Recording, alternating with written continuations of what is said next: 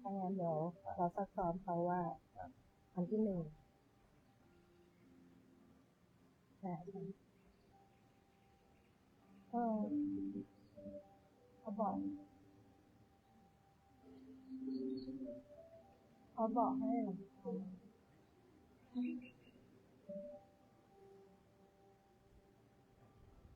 ต้องมาบอกมาให้พระอาจารย์นะไม่ต้องนำบอกน้ำตาลมาขั้นตอนไม่ต้องมาบอกน้ำตาลมาไม่ต้องมาบอกน้ำตาลไม่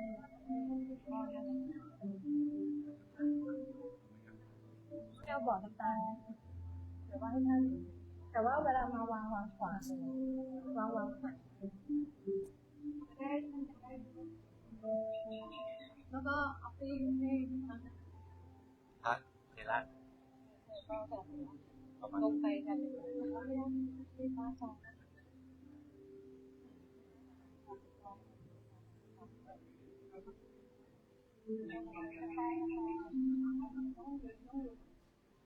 ไปที่โรงเรียนเนี่ยไปที่ของกระจายผลิตอะไรเนี่ยแล้วไม่ถามเลย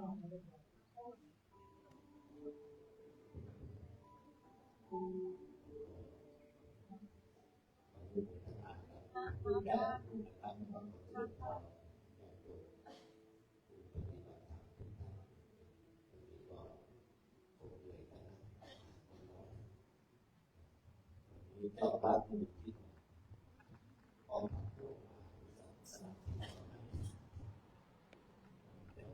ก็ไม่ถึงมา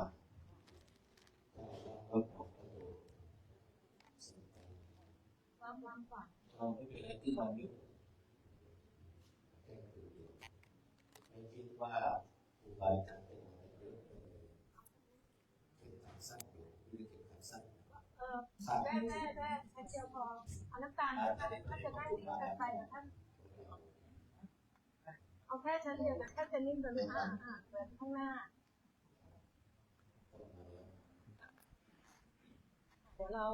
เตรียมพร้อมการพ่อกันค่ะด้วยความเมตตานะครับพระเดชพระคุณหลวงพ่อพระราชภาวนาวชิรญาณได้มาถึงยังศาลาอิบุญนะครับพวกเรานะครับนั่งท่าเทพบุตรนะครับผู้ชายอุบาสกนั่งท่าเทพบุตรอุบาสิกานั่งท่าเทพธิดานะครับ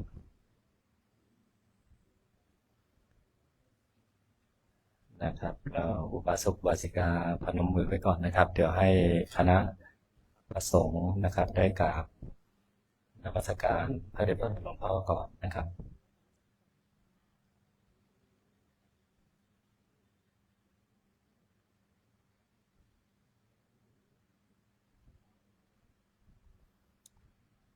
ขอ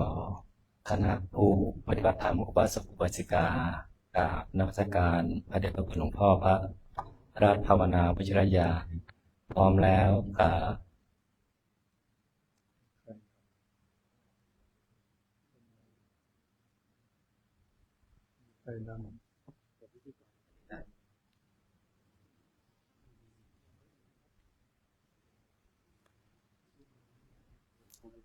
นะครับเดี๋ยวเรากล่าวคำนมัสการพระรัตนตรัยพร้อมกันนะครับขอโอกาสเป็นต้นเสียงนะครับอะระหังสัมมาสัมพุทโธภะคะวาพุทธังภะคะวันตังอะภิวาเทมิสวากขาโตภะคะวะตาธัมโมธัมมังนามัสสามิสุปฏิปันโนภะคะวะโตสาวกสังโฆสังฆังนะมามินะครับในลำดับต่อไปนะครับจะกราบเรียนเชิญนะครับดร.อำนวยพรเหรียญทองเลิศนะครับผู้อำนวยการโครงการวิปัสสนากรรมฐานนะครับได้กล่าวรายงาน โครงการปฏิบัติวิปัสสนากรรมฐานแด่พระเดชพระคุณเจ้าคุณหลวงพ่อนะครับขอเรียนเชิญครับ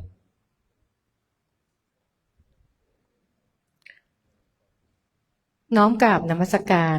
ท่านพระราชภาวนาวชิรยานเจ้าอาวาสวัดมเหยงด้วยความเคารพอย่างสูงด้วยวันนี้ตรงกับวันพุธที่ 24 มิถุนายน พุทธศักราช 2569 ซึ่งเป็นวันเปิดคอร์สกรรมฐานสติปัฏฐาน 4 รุ่นที่ 10 ณ วัดป่าชัยมงคล อำเภอลำปลายมาศ จังหวัดบุรีรัมย์ โดยมีท่านพระครูสมุทรทวีเกตุธรรมโม เจ้าอาวาสวัดป่าชัยมงคล เป็นผู้ดำริโครงการ และเป็นพระวิปัสสนาจารย์ และโยมอำนวยพรเหรียญทองเลิศ เป็นผู้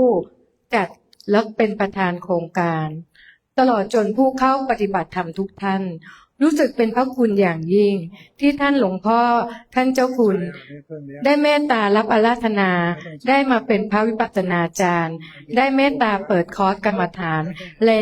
ในหลักสูตรคอร์สสติปัฏฐาน 4 รุ่นที่ 10 ณ วัดป่าชัยมงคลอำเภอลำปลายมาศจังหวัดบุรีรัมย์ระหว่างวันที่ 24 ถึง 30 มิถุนายน พุทธศักราช 2569 โดยมีผู้สมัครเข้าร่วมโครงการทั้งสิ้นจำนวน 57 รูปคน ประกอบด้วยพระภิกษุสงฆ์ 9 รูป คุณแม่ชี 2 ท่าน อุบาสก 5 ท่าน อุบาสิกา 32 ท่าน และคุณแม่ขาว 10 ท่าน รวมจำนวนทั้งสิ้น 58 รูปคนในจำนวนนี้ปีผู้ปฏิบัติธรรมใหม่ซึ่งไม่เคยเข้าปฏิบัติธรรมณวัดป่าชัยมงคลจำนวน 28 ท่านซึ่งในการอบรมคอร์สสติปัฏฐานครั้งนี้มีคณะพี่เลี้ยงผู้ประสานงานผู้อำนวยความสะดวกและฝ่ายพี่เลี้ยงผู้ดูแลด้านโภชนาการอาหารเครื่องดื่มปานะตลอดช่วงของการอบรมซึ่งล้วนแล้วแต่เป็นนักศึกษาภาควิธรรมผู้เป็นจิตอาสาจำนวน10 คนตลอดจนพุทธอาสาวัดป่าชัยมงคลคุณแม่ขาวอำเภอบ้านเมืองแฝกอำเภอลำปลายมาศรวมจำนวน6 ท่านให้การดูแลเรื่องอาคารสถานที่ที่พักให้เกิดความเป็นสัพยะต่อผู้ปฏิบัติธรรมและในการจัดคอร์สปฏิบัติธรรมครั้งนี้ได้รับความอนุเคราะห์จากคุณอำนวยพรเหรียญทองเลิศและครอบครัวเป็นเจ้าภาพหลักให้การอุปถัมภ์ตลอดทั้งโครงการนอกจากนี้ยังได้รับความอนุเคราะห์จากผู้ปฏิบัติธรรมกัลยาณมิตรนักศึกษาพระพิธรรมคณาจารย์ได้ร่วมอนุเคราะห์ร่วมเป็นเจ้าภาพสนับสนุนค่าอาหารอีกส่วนหนึ่งตลอดจนอุปกรณ์เครื่องใช้ต่างๆในการจัดคอร์สวิปัสสนากรรมฐานครั้งนี้ขณะนี้ผู้เข้ารับการอบรมทุกท่านมีความมุ่งมั่นตั้งใจและพร้อมที่จะรับฟังคำอบรมการสั่งสอนจากท่านคณะอาจารย์และในโอกาสนี้ขอพวกเราทุกท่านได้รับโอกาสในการรับกรรมฐานโดยพร้อมเพรียงกันด้วยเจ้าค่ะนะครับเดี๋ยวพวกเรากล่าวนะโมพร้อมกันนะครับนะโมตัสสะภะคะวะโตสัมพุทธัสสะนะโมตัสสะภะคะวะโตอะระหะโตสัมมาสัมพุทธัสสะนะโมตัสสะภะคะวะโตอะระหะโตสัมมาสัมพุทธัสสะอิติปิโสภะคะวะอะระหังสัมมาสัมพุทโธวิชาจารณะสัมปันโนสุขโตโรกาวิทูอนุตตโรปุริสธรรมสารถิธาเทวมนุษย์สารังพุทโธภควาติมอบกายลงกล่าวคำขอขมาต่อพระพุทธเจ้ากายเยนะวาจายะวะเจตสาวาพุทเทกุกัมมังปะกตังมะยายัง พุทโธปฏิคันหตุอาจยันตังการันตะเลสังวริตุงวพุทเทสวากขาโตภะคะวะตาธัมโมสันทิฏฐิโกอาคาลิโกเอหิปัสสิโกปานายิโกปัจจตังเวทิตาโพวินยูหิติมอบกายลงกล่าวคำขอมาต่อพระธรรมเจ้ากายเยนะวาจายะวเจตสาวาธัมเมกุกัมมังปะกตังมะยายังธัมโมปฏิคันหตุอาจยันตังการันตะเลสังวริตุงวธัมเมสุปฏิปันโนภะคะวะโตสาวกสังโฆโอชุปฏิปันโนภะคะวะโตสาวกสังโฆยายาปฏิปันโนภะคะวะโตสาวกสังโฆสามีจิปฏิปันโนภะคะวะโตสาวกสังโฆยะทิทางจัตตาริปุริสายุคานิอาถาปุริสปุคาราเอสะภะคะวะโตสาวกสังโฆอาหุเนยโยปาหุเนยโยทักขิเนยโยอัญชาริการณิโยอนุตตรังปุญญเขตังโลกัสสติมอบกายลงกล่าวคำขอมาต่อพระสงฆ์กายเยนะวาจายะวเจตสาวาสังเคกุกัมมังปะกตังมะยายังสังโฆปฏิคันหตุอาจยันตังการันตะเลสังวริตุงวสังเคต่อไปกล่าวคำอาราธนาศีล 8พร้อมกันนะครับมะยังพันเตติสรณเนนะสหอัฏฐศีลานิยาจามะ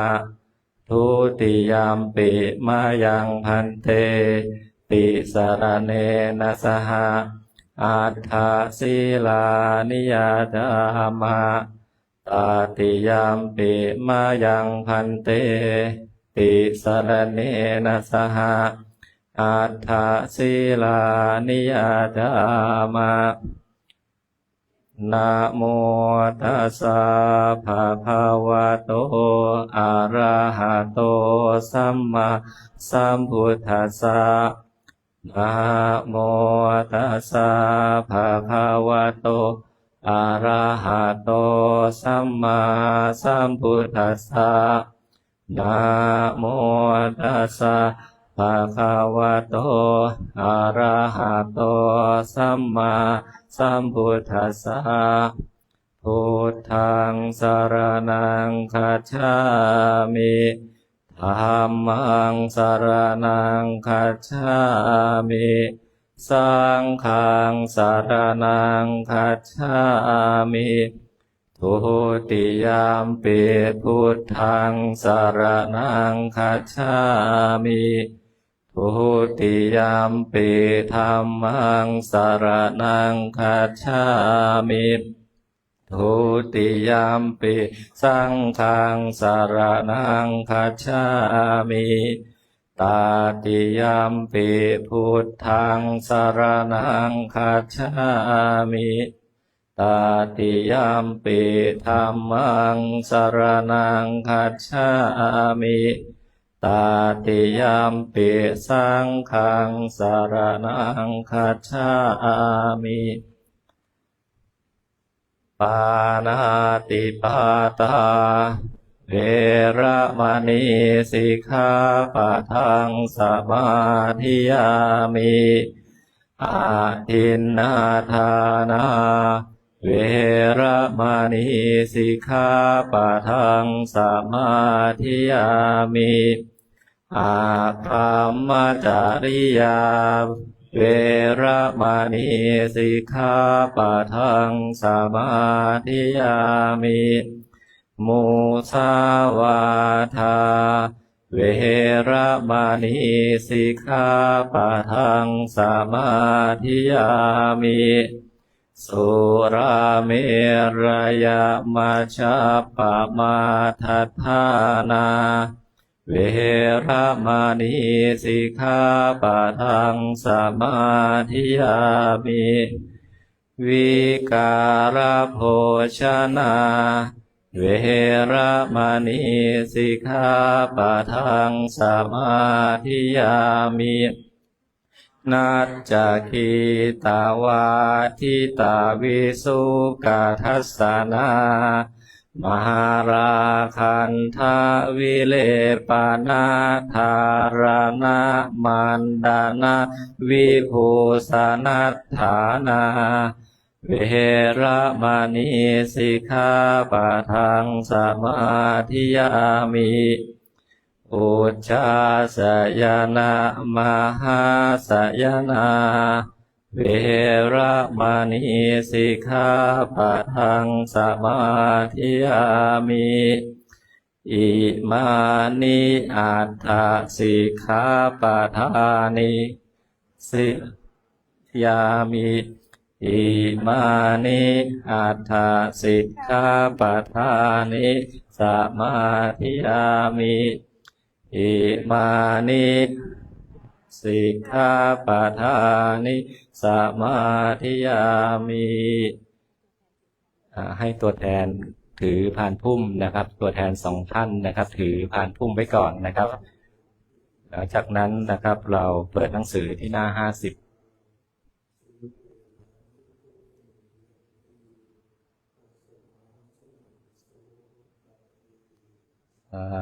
ถูก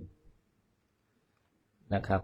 กล่าวคำถวายอัตภาพร่างกายแด่พระผู้มีพระภาคเจ้านะครับอิมาหังพันเตภควาอัตตภาวังตุมหากังปริจาชามิข้าแต่สมเด็จพระผู้มีพระภาคเจ้าผู้เจริญข้าพระองค์ขอน้อมถวายอัตภาพร่างกายนี้แด่องค์สมเด็จพระผู้มีพระภาคเจ้าเพื่อเจริญพระวิปัสสนากรรมฐานกราบสักการะ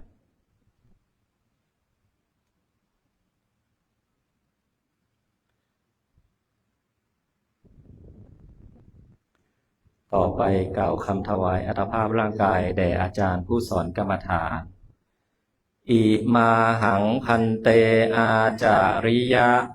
อัตตภาวังตุมหากังปริจาชามิข้าแต่พระอาจารย์ผู้เจริญข้าพระเจ้าขอมอบกายถวายตัวต่อท่านพระอาจารย์เพื่อจะเจริญพระวิปัสสนากรรมฐานขอตัวแทนถวายพานพุ่มกับหลวงพ่อนะครับเดี๋ยวค่อยกราบนะครับรอเราพนมมือนะครับพนมมือไว้ก่อนตัวแทนจะถือพานพุ่มถวาย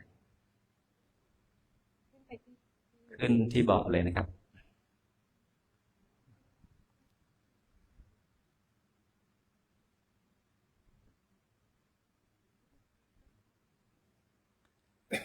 พร้อมแล้วกรา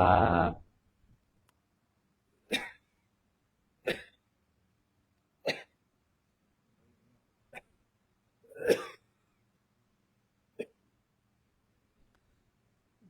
ขอเชิญตัวแทนกลับประจำที่นะครับ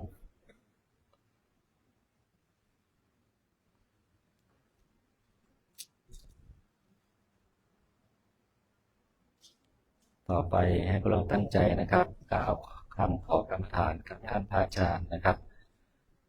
นิพพานัสสะเมพันเตสัจฉิกรณัฏฐายะกรรมัฏฐานังเทหิข้าแต่ท่านผู้เจริญโปรดให้พระกรรมฐานแก่ข้าพเจ้าเพื่อจะได้กระทำให้แจ้งซึ่งพระนิพพานทุกท่านนั่งพระเพียรฟังคำสอนจากพระอาจารย์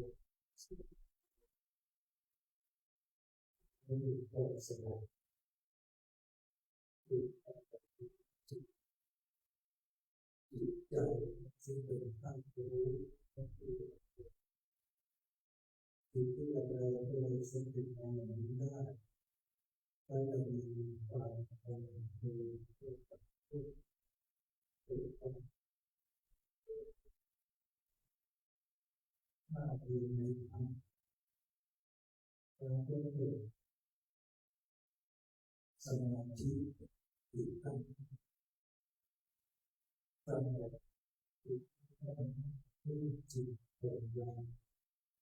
นี่ก็คือว่าที่มีสิ่งแต่การก็จะเชื่อมโยงกันแต่ที่เป็นอายุของที่ในตลาดในเวลาที่แต่เกิดขึ้นในตัวแต่เวลาที่เรา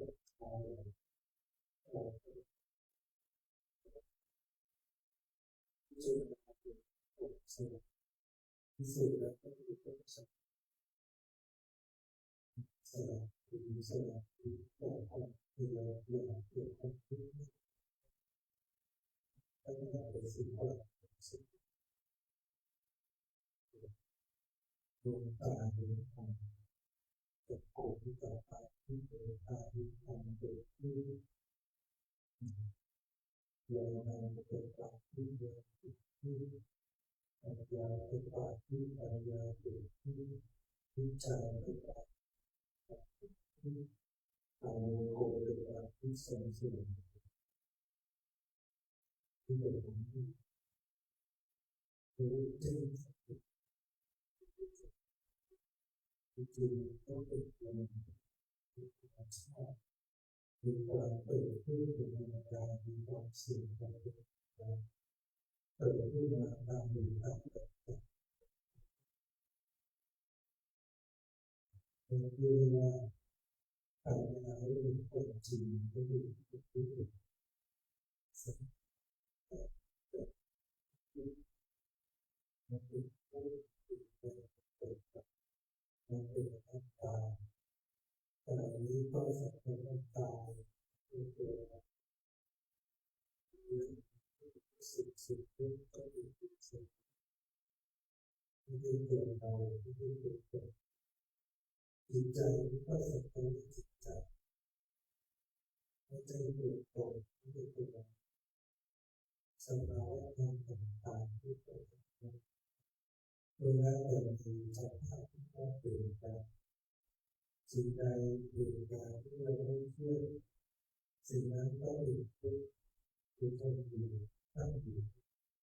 สิ่งใดไม่เชื่อสิ่งนั้นต้องเป็นทุกข์สิ่งใดเป็นทุกข์สิ่งนั้นต้องเป็นตายปัญญาหรือญาของ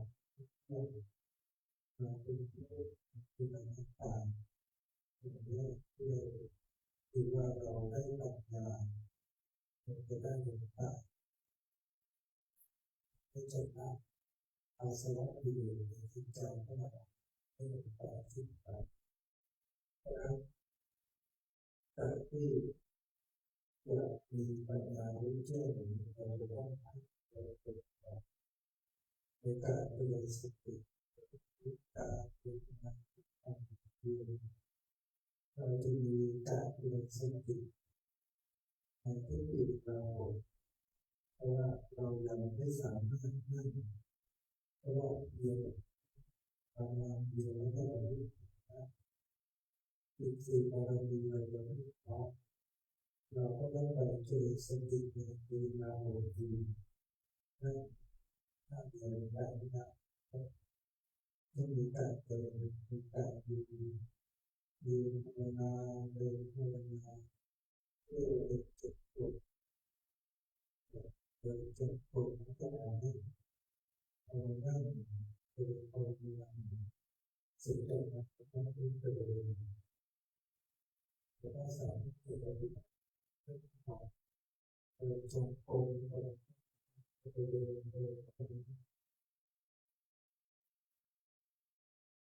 การเจริญสติเราก็ไม่ได้เรียกว่า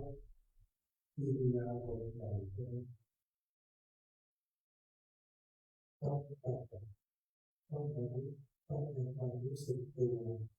ในที่เป็นการหมดแต่ไม่ได้เหลือเพื่อนของเราเราไม่ใช่เป็นคนที่ต้องทำงานในที่รู้สึกตัวพระเจ้าให้การว่าเป็นการความรู้สึกตัวในการตั้งหรือแม้แต่ นะครับเราก็จะก้าวก้าวไปนะครับคือก็คือก้าวให้เราแบบที่สุดตัวความรู้สึกตัวในระดับแรงในระดับผิวเวลาแรงมองเวลามองหรือดูหรือตัดทางต้องมองอย่างรู้สึกตัวต้องมองรู้สึกตัวก็คือตามีตาใจเป็นตารู้ตารู้ใจที่ตาเยอะเลยเป็นมากแต่ความรู้สึกตัวมีตารู้ตาใจเมื่อมองเห็นมีสติความรู้สึกตัวในขณะที่อวัยวะเข้าอยู่ในตัวมีอวัยวะส่วนไหนบ้างที่รู้ได้หรือไม่วันวันหนึ่งในแต่ละมองแขนดูนะเหยียดแขนมองขานั่นที่ทำความรู้สึกตัวทำความรู้สึกตัวในขณะที่เราทำเรื่องกับเรื่องความรู้สึกตัวลงไปลงไปลึกตลอดไปเรื่องการให้การเปลี่ยนความเปลี่ยนให้รู้สึกตัวก็ทำเป็นงานไปเกิดขึ้นทำความรู้สึกตัวในขณะนุ่งห่มเวลาเรานุ่งห่มคือเสื้อผ้าแล้วก็ขยับตัวก็ความรู้ตัวหรือว่าคือการเป็นหรือว่าความสัมพันธ์ไม่มีการพยายามใช้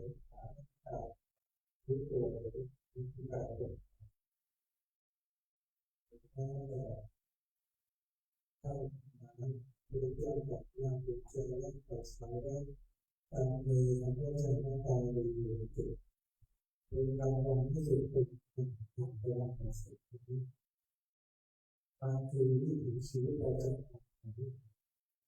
ตั้งแต่เด็กที่เป็นนักผ่านไปไม่ว่าเราจะมีอยู่กับการเดินอยู่กับการนั่งอยู่กับการเวลาอยู่กับการเป็นเวลาของการปฏิบัติที่เราเข้าใจว่าเราปฏิบัติเฉพาะการไม่ใช่ปฏิบัติเฉพาะสอนเจ้าที่ปฏิบัติตลอดเวลาจะดีเวลานอนเราก็เป็นสติออกตาในการทำที่เราต้องทำถ้าเราเกิดสติออกได้ภาวนาตลอดภาวนาให้จิตใจเราสงบนิ่งดีแล้วก็อ่อนมองก็เลยสติดูกายเป็นทั้งที่เป็นทั้งหลับตาแล้วก็จะหลับที่ความสุขพอตื่นมาก็รู้สึกตัวแล้วการพลังกายรู้สึกตัวของ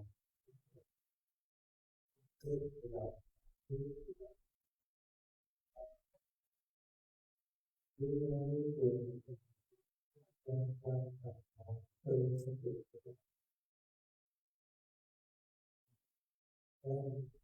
ชีวิตเราก็จะเป็นจิตใจไปทางนี้นะมีการมีการรู้ตัวมีการเป็นไปมีการต่างๆสนใจอยู่กับตัวเราจะไม่ไปใส่ใจเราเป็นความเป็นไป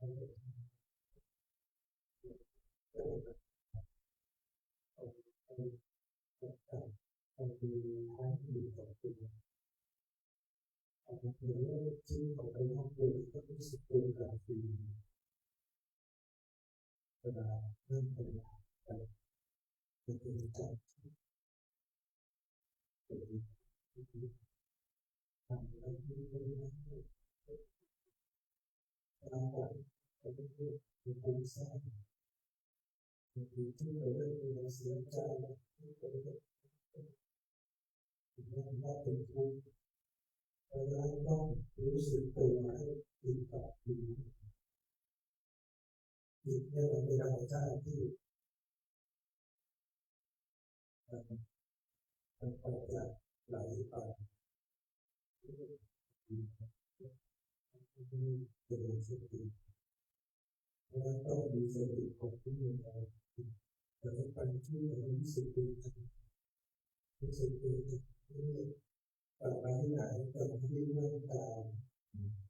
กลับมารู้กายที่นั่งอยู่ในปัจจุบันแต่ว่าที่มองไปในลมหายใจอยู่นะ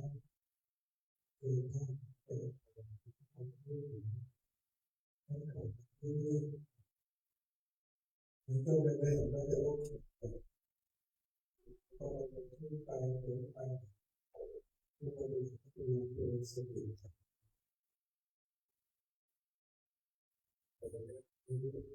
อ่านแล้วอ่านที่สุดจิตก็จะอยู่ได้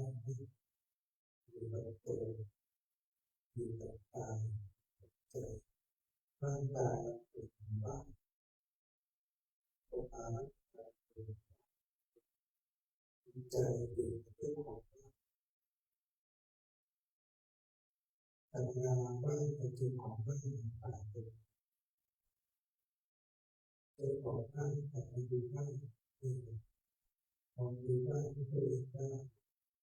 แต่บ้านดูเรื่องของตัวเองแต่บ้านเป็นมันต้องมีอย่างไรถ้าไม่รู้เรื่องอะไรเหมือนร่างกายไม่รู้เรื่องแต่ตัวรู้เรื่องที่เมื่อที่ใจมันเข้าไปเป็นจิตมันจะดูกายมันจะดูจิตแล้วตัวของบ้านมันคอยไปบอกท่านว่าที่แต่ละคนต้องคอยต้องคอยยังไงเราก็ยอมรับว่าตายด้วยแต่ก็ไม่เป็นไรกับเรื่องกายมองในทางที่เราก็ดีของบ้านก็ดีมากแต่ที่ก็แต่ที่รู้ที่เป็นแต่เราต้องว่าดีบ้างจะดีแบบนั้นไปมาบอกสาวผู้เอาไปได้ของบ้านจริงๆจะดีมากเลยแต่ต้องตื่นขณะตื่นแล้วก็ไม่รู้เรื่องอะไรขณะที่ดีสักเป็นอะไรที่ดีมาก็จะดีก็จะดีมาเป็นอ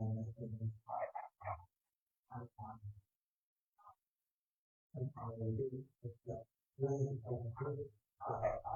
ในเวลาที่สิ่งที่เราที่มีความหวัง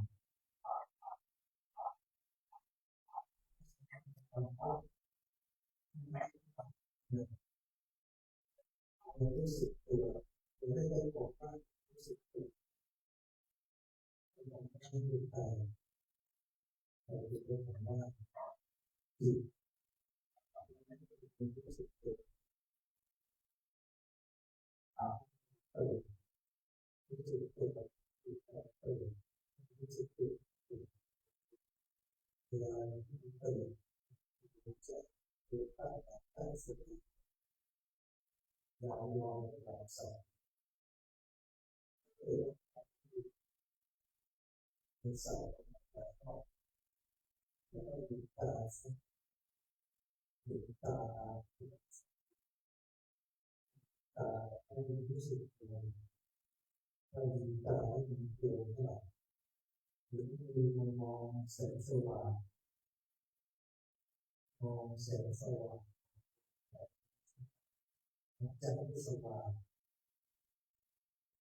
แต่ถ้ามีมันเป็นตาไม่ติดเราก็ ขยับร่างกายเช่นถ้าเรานั่งอยู่ในที่เราขยับแบบนี้ขยับได้ขยับแขนได้ดีศีรษะขยับแต่ไม่ได้ขยับเรื่อยขยับรู้สึกตัวการขยับทำให้จะได้ตื่นรู้ตัวพิจารณาสติที่เรา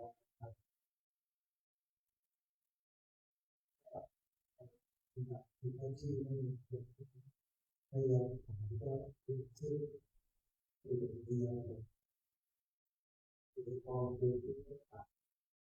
เดินไม่ยังก็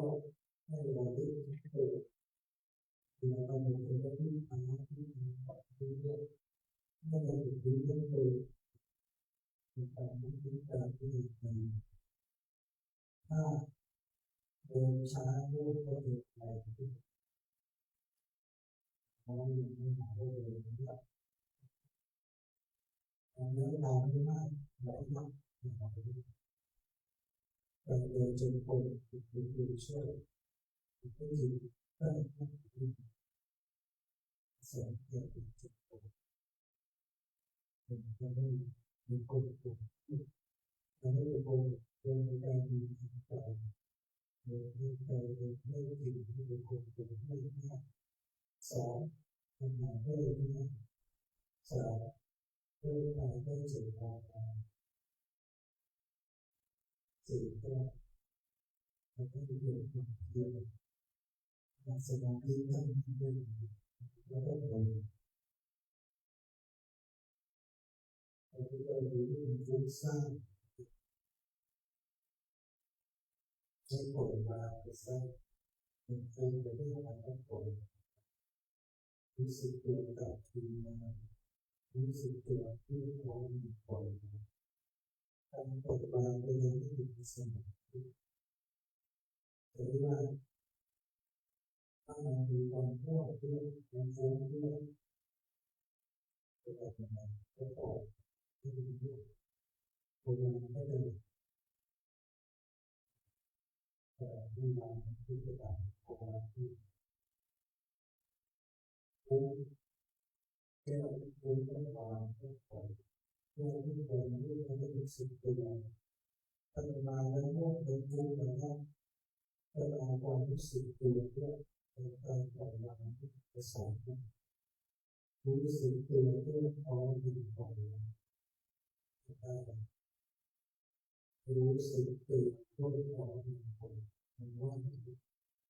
รู้สึกตัวทั่วพร้อมอย่างปล่อยวางรู้สึกตัวด้วยเอารู้สึกตัวทั่วพร้อมอย่างปล่อยวางรู้สึกตัวทั่วพร้อมอย่างปล่อยวางรู้สึกตัวทั่วพร้อมอย่างปล่อยวาง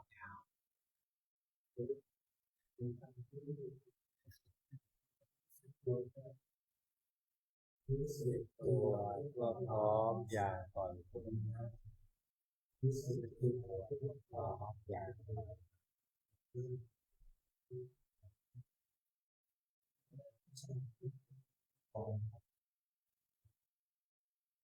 รู้สึกตัวเรา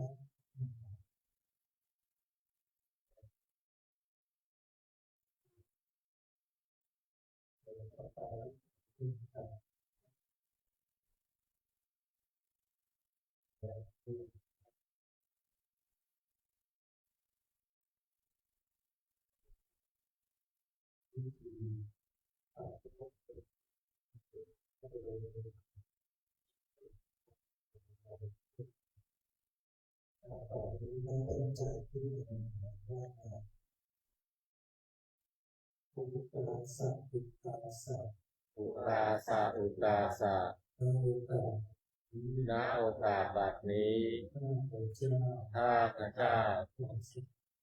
ขอสมาทาน ซึ่งพระ ซึ่งพระกรรมฐาน ผู้ เพื่อคานิกะสมาธิปัญญารสมาธิ อัปปนาสมาธิวิปัสสนาญาณและมรรคผลนิพพานจะพึงบังเกิดขึ้นในขันธสันดานของข้าพเจ้าจะตั้งสติกำหนดรู้อยู่ที่กายเวทนาจิตธรรมหายใจเข้ารู้หายใจออกรู้3 หนและ7 หน100 หนและ1,000 หนตั้งแต่บัดนี้เป็นต้นไปเถิด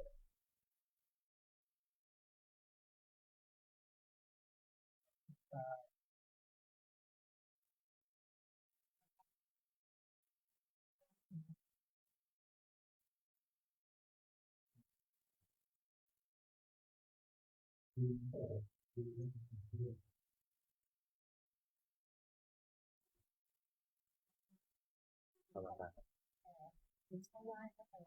ปิดช่องว่างให้เดินพ่อจะสอนเปิดช่องว่างให้เดินเปิดช่องว่างให้เดินค่ะช่องว่างให้เดินไม่มีช่องว่างให้เดินค่ะคนละแถว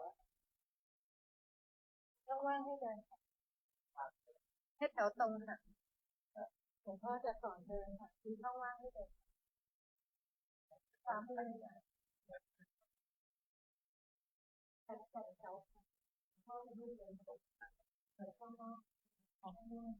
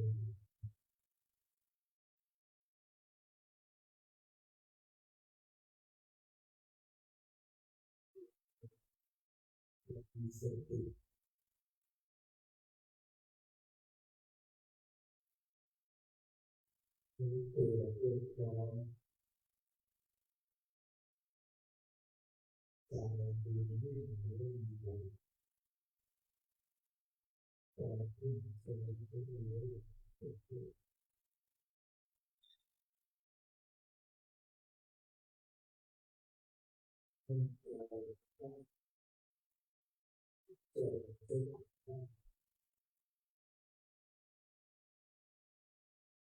ดูออกไม่ได้หลับแต่เป็นดีใจตัวเอง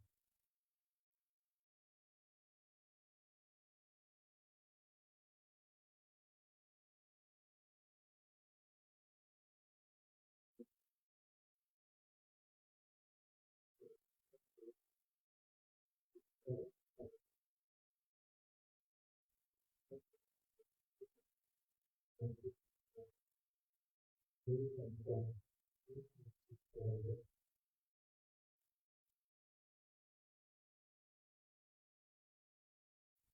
ทั้งเส้นทางที่รู้สึกเป็นยังไงและไม่เย็น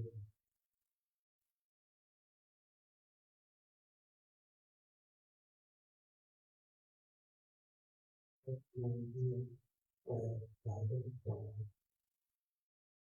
เรียนนั้นอย่างเป็นหลายเรื่องต่อ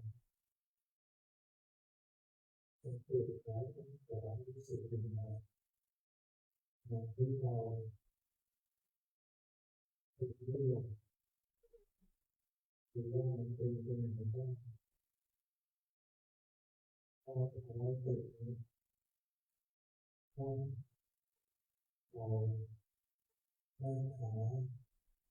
สติทั้งสองอย่างที่เรา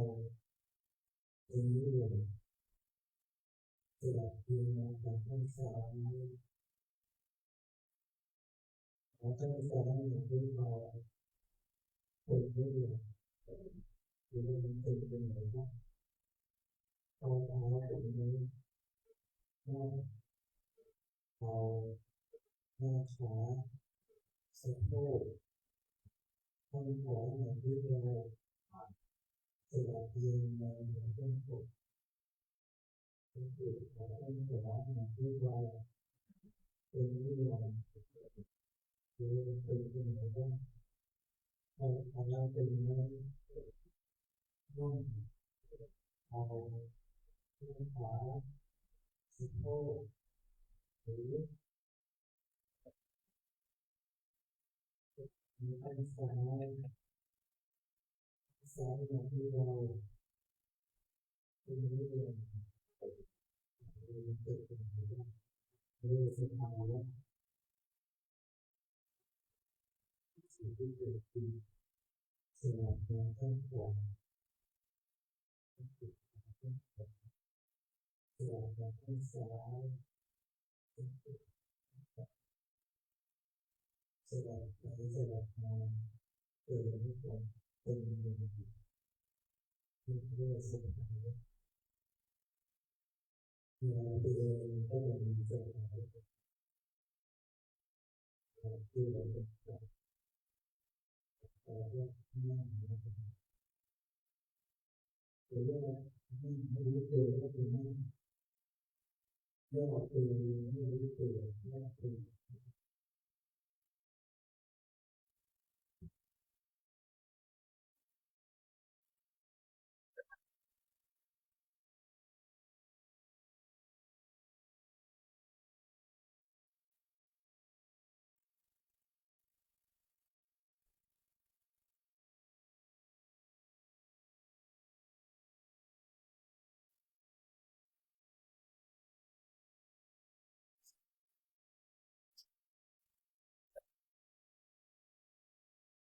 แต่ว่าก็เราแต่ว่าเราเป็นผู้ประสบสิ่งสิ่งดีสิ่งดี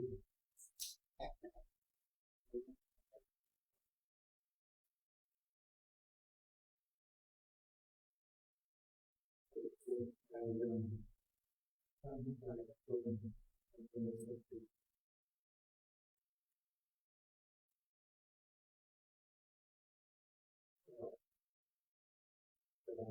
ซ้อมนั่งที่ซ้อมเท้าอะไรที่เจ้าต้องให้หมอซ้อมที่ คือว่ารู้ขาคือตั้งใจที่ตรงบางอย่าง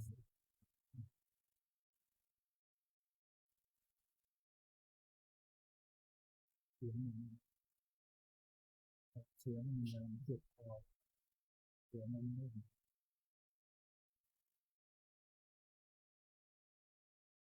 มีสติ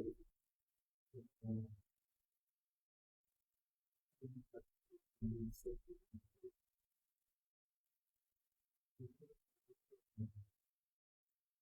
ที่ตั้งใจ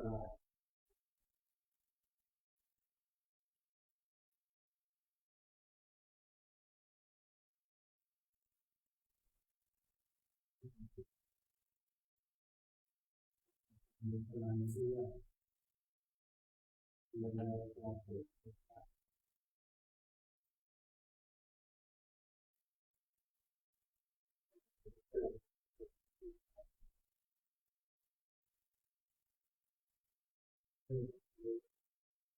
สบายรู้สึกสบาย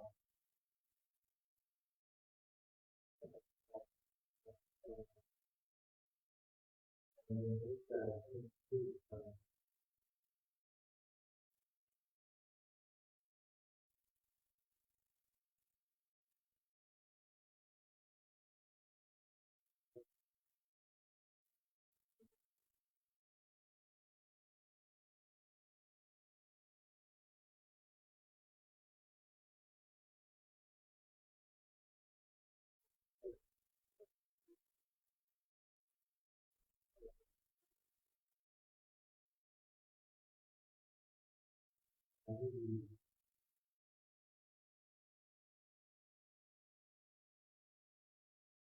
บายรู้สึกเป็นผู้ร้องดีรู้สึกเป็นผู้ร้องดี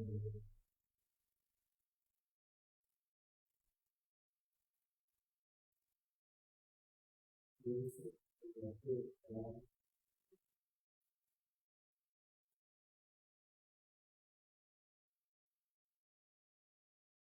รักษาจิตใจให้ตื่นขึ้นตื่นรู้ขึ้นอยากให้เหมือนกันให้สนใจที่นักตื่นให้รู้อยู่ตื่น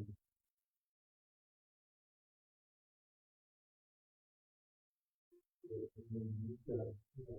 เกิด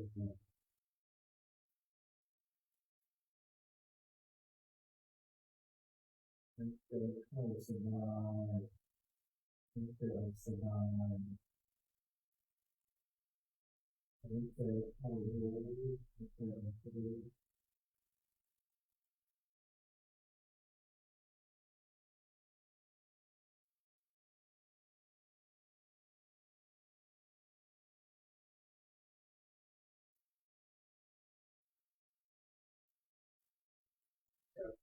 แต่ไม่รู้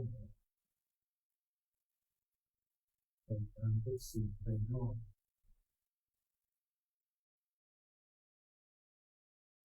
เจริญไว้นิ่งปล่อยวางทุกสิ่งภายนอกไม่สนใจออกนอกตัวแล้วก็ประคองจิตใจให้อยู่กับตัว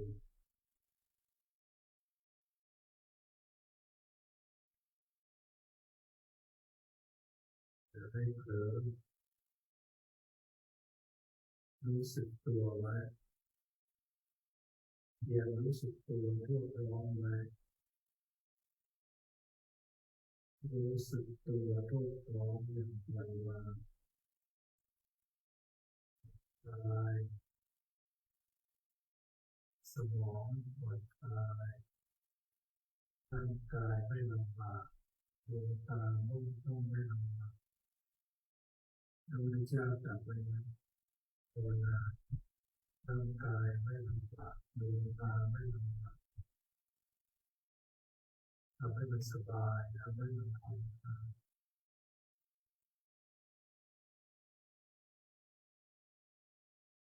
มีสติ เราไม่อยู่กับตัว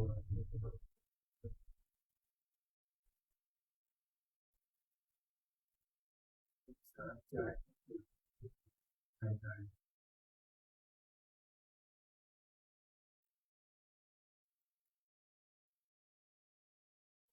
ใส่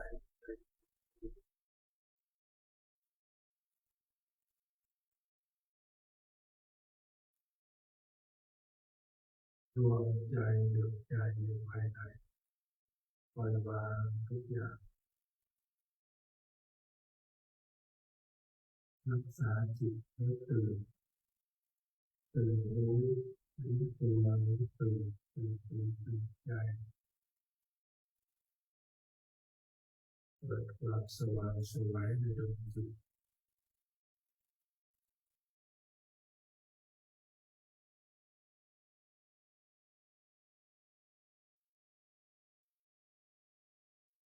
มีสติรู้ตัวว่ามีสติจิตเผลอรู้ตัวว่าเผลอไหลออกไปรู้ตัวไหลออกสึกตัวทุกท้องกับคือทุกบ้านอะไรอยู่ในกายในใจ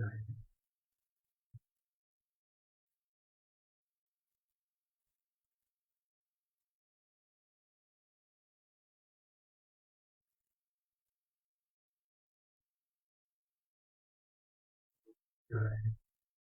ไว้นิ่งๆปล่อยวางทุกสิ่งภายนอกหยุดใจไว้เฉยๆ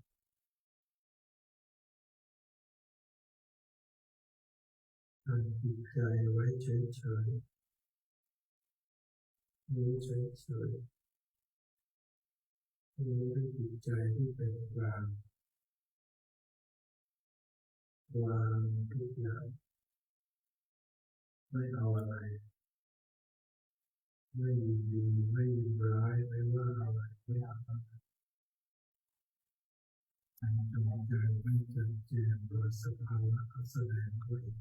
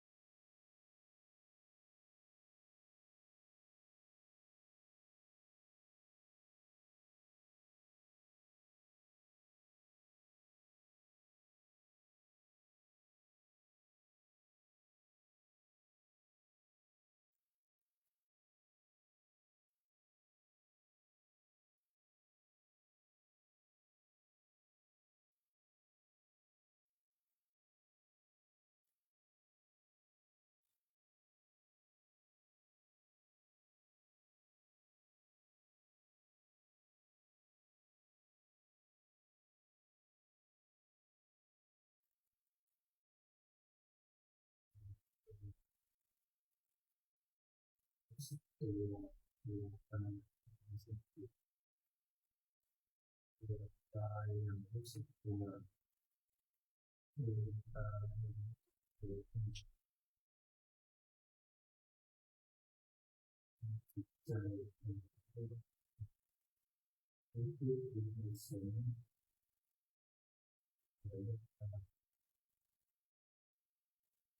ทำดียาดีนังโหตุ ยาตินังโหตุ สุขิตาโหตุ สุขิตาโหตุ ยาตะโย ยาตโย ขอบุญนี้ ขอบุญนี้ จงสำเร็จ จงสำเร็จ แก่ญาติทั้งหลาย แก่ญาติทั้งหลาย ของข้าพเจ้าเถิด ของข้าพเจ้า ของญาติทั้งหลาย ขอญาติทั้งหลาย จงเป็นสุขเป็นสุขเถิด จงเป็นสุขเป็นสุขเถิด ขอเดชะตั้งจิตอุทิศผล ขอเดชะตั้งจิตอุทิศผล บุญกุศลนี้แผ่ไปให้ไพศาล บุญกุศลนี้แผ่ไปให้ไพศาล ตามารดาคุณ บิดามารดาอาจารย์ ลูกหลานญาติมิตรสนิทกัน ทั้งสาญาติสนิทกัน ทั้งคนรักคนชังแต่ครั้งหนึ่ง ทั้งคนรักคนชังแต่ทางไหน ให้ได้ส่วนกุศลผลของฉัน ขอให้ได้ส่วนกุศลผลของฉัน ทั้งเจ้ากรรมนายเวรและเทวัน ทั้งเจ้ากรรมนายเวรและเทวา ขอให้ท่านได้กุศลผล ขอให้ท่านได้กุศลผล เดสัตตา สัพเพสัตตา สัตว์ทั้งหลาย สัตว์ทั้งหลาย ที่เป็นเพื่อนทุกข์ ที่เป็นเพื่อนทุกข์ แก่เจ็บตาย เกิดแก่เจ็บตาย ทั้งหมดทั้งสิ้น ด้วยกันทั้งหมดทั้งสิ้น เวลา อาเวลา เป็นสุขเป็นสุขเถิด จงเป็นสุขเป็นสุขเถิด อย่าได้มีเวรซึ่งกันและกันเลย อย่าได้มีเวรซึ่งกันและกันเลย ที่เราปัจฉา อาภิยาปัชชา จงเป็นสุขเป็นสุข จงเป็นสุขเป็นสุขเถิด อย่าได้เบียดเบียนซึ่งกันและกันเลย อย่าได้เบียดเบียนซึ่งกันและกันเลย อาภิชา จงเป็นสุขเป็นสุขเถิด จงเป็นสุขเป็นสุขเถิด อย่าได้ทุกกายทุกใจเลย อย่าได้ตัดใจ มีความสุขกายสุขใจ จงมีความสบายใจ รักษาตน รักษาตน ให้พ้นจากทุกภัย ให้พ้นจากทุกภัย ทั้งสิ้นเดิม ทั้งสิ้น ข้าพเจ้า ข้าพเจ้า ตั้งสัจจะอธิษฐาน ขอตั้งสัจจะอธิษฐาน ขอนำให้ ขออนุภาพ เกิดบุญกุศล แห่งบุญกุศล ที่ได้บำเพ็ญแล้ว ที่ได้บำเพ็ญแล้ว ในวันนี้ ในวันนี้ พระจารย์ จงเป็นพระราปัจจัย เป็นนิสัยตามส่ง เป็นนิสัยตามส่ง เกิดปัญญาญาณ ให้เกิดปัญญาญาณ ชาตินี้ชาติหน้า ทั้งชาตินี้และชาติหน้า บุญช่วยอย่างยิ่ง ตลอดชาติอย่างยิ่ง จนถึงความเป็นเพื่อน จนถึงความหมด คือพระนิพพาน เพื่อพระนิพพาน เราคุณของพระสงฆ์เจ้าได้ทั้งหลายได้อยู่กับพระเจ้าได้คนที่ดีเป็นสุขแล้วข้าปลอดภัยกับได้วงเจอในการยิ่งขึ้นไปเข้าถึงซึ่งความไม่ทุกข์คือพระนิพพานคือ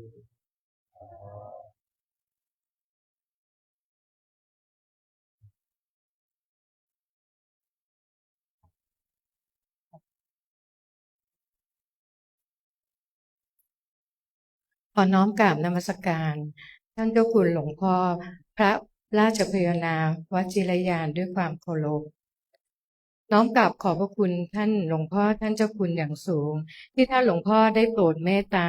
ได้รับมาเป็นพระวิปัสสนาจารย์ในการเปิดคอร์สกรรมฐานวิปัสสนากรรมฐานในสติปัฏฐาน4รุ่นที่10 ระหว่างวันที่ 24 ถึง 30 มิถุนายน พุทธศักราช 2569 ณ วัดป่าชัยมงคล ตำบลบ้านเมืองแฝก อำเภอลำปลายมาศ จังหวัดบุรีรัมย์ ด้วยความเคารพอย่างยิ่ง ด้วยในวันนี้เป็นวันเปิดคอร์ส ท่านหลวงพ่อท่านเจ้าคุณได้ให้ความเมตตาได้อนุเคราะห์แก่พวกเราอย่างยิ่ง วันนี้พวกเราได้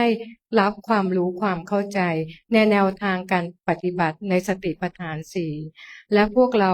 จะตั้งใจในการทำความเพียรในการปฏิบัติตลอดในช่วง 7 วันนี้ เพื่อนำมา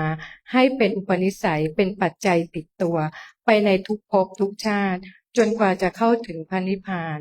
ในโอกาสนี้เหล่าศิษย์ทั้งหลายไม่มีสิ่งใดที่จะตอบแทนคุณของท่านพระอาจารย์ ขอพวกเราทุกท่านได้ยก10 นิ้วพนม น้อมเอาบุญกุศลทั้งหลายที่เราจะกระทำในการก่อนที่ผ่านมา และในการอนาคตข้างหน้าที่จะเกิดขึ้น ตลอดในช่วง 7 วันนี้ ขอน้อมกราบขอบพระคุณ ขอน้อมอนุโมทนาบุญ ขอถวายกุศล ท่านหลวงพ่อท่านเจ้าคุณ ขอให้หลวงพ่อท่านเจ้าคุณได้มีสุขภาพพลานามัยธาตุขันธ์ที่แข็งแรงบริบูรณ์ ได้เป็นร่มโพล่มไทรร่มธรรมให้แก่เหล่าศิษย์ทั้งหลาย และขอบุญกุศลทั้งหลายได้น้อมนำให้หลวงพ่อได้มีบารมีธรรมอันเต็มเปี่ยม น้อมเข้าสู่พระนิพพานในอนาคตการอันใกล้นี้ด้วยเถิดเจ้าค่ะ แล้วขอเชิญพวกเราทุกท่านได้น้อมกราบขอบพระคุณท่านพระอาจารย์โดยพร้อมเพรียงกันค่ะกราบนิมนต์พระคุณเจ้าเจ้าค่ะ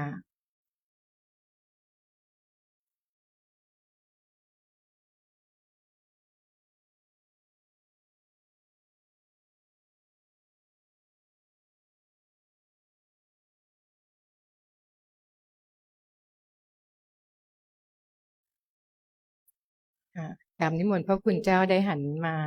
ทางผู้ปฏิบัติธรรมด้วยเจ้าค่ะขอพวกเราได้น้อมกราบอนุโมทนาบุญกับขอบพระคุณท่านเจ้าคุณหลวงพ่อและคณะพระภิกษุสงฆ์ผู้ร่วมปฏิบัติธรรมครูบาอาจารย์ทุกท่านพระคุณเจ้าทุกท่านนะในที่นี้ด้วยค่ะกราบกราบกราบ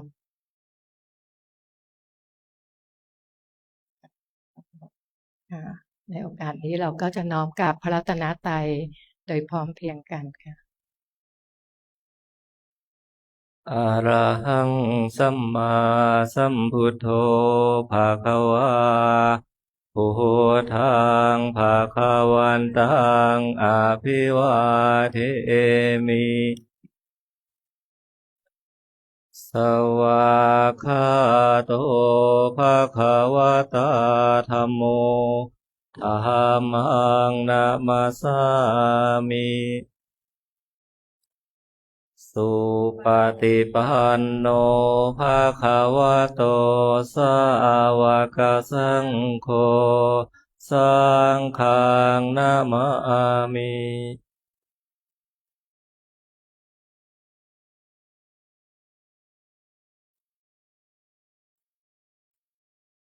นะครับผู้ปฏิบัติธรรมนะครับ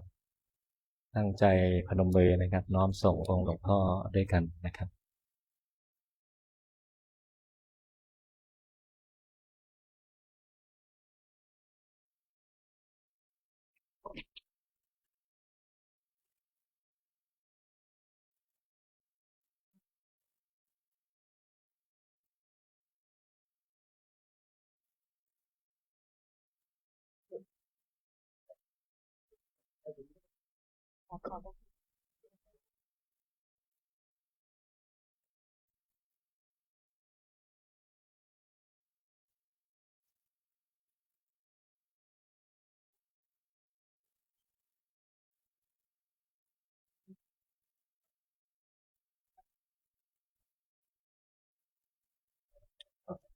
ช่วงแสดงธรรมหรือว่าก่อน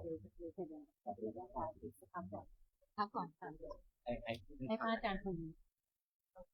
เดี๋ยวก่อนนะคะเดี๋ยวทุกท่านอย่าเพิ่งลุกนะคะนะครับเดี๋ยว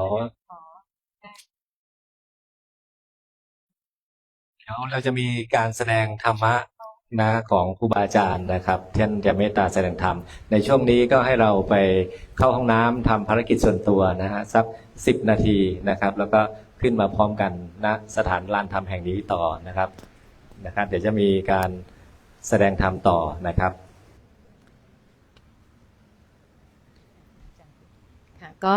วันนี้นะคะต้องบอกว่าเป็นวันมหามงคลเป็นวันพิเศษนะคะซึ่งหลาย ๆ ท่านได้ร่วมพิธีการก็จะเห็นว่า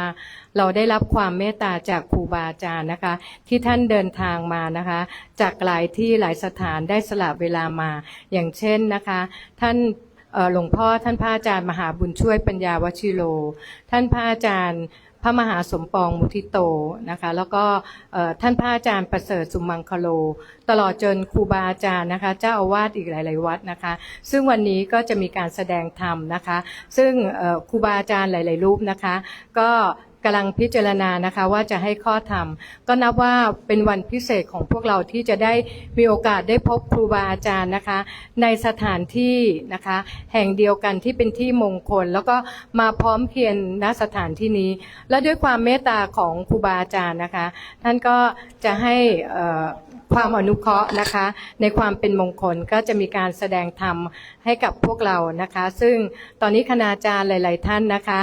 หลวงพ่อมาแล้วนะคะว่าจะมีรูปแบบอย่างไรนะคะก็ตอนนี้นะคะให้ทุกท่านนะคะสามารถเข้าห้องน้ำนะคะได้ก่อนนะคะเป็นเวลาสัก15 นาทีนะคะแล้วก็จะได้มาพบกันในที่นี้ตลอดจนถึงญาติโยมนะคะผู้ที่มาร่วมงานนะคะแล้วก็มีความตั้งใจอย่างยิ่งนะคะที่อาจจะไม่ได้รับกรรมฐานนะคะแต่ว่าเห็นอยู่ด้านนอกแล้วก็อยู่โดยรอบบริเวณอาคารนะคะที่ได้